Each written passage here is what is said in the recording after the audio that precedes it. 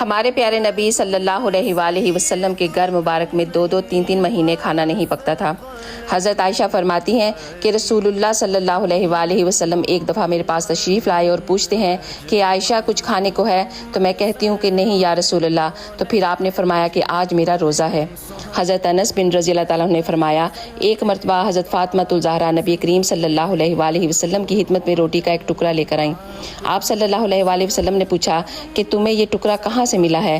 تو انہوں نے بتایا میں نے ایک روٹی پکائی تھی، میرے دل کو گوارا نہ ہوا کہ میں اکیلی اس کو کھاؤں، اس لیے یہ ٹکڑا آپ کے لیے لے کر آئی ہوں۔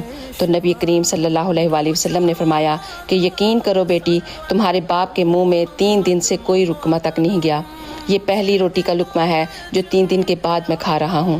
اللہ اکبر۔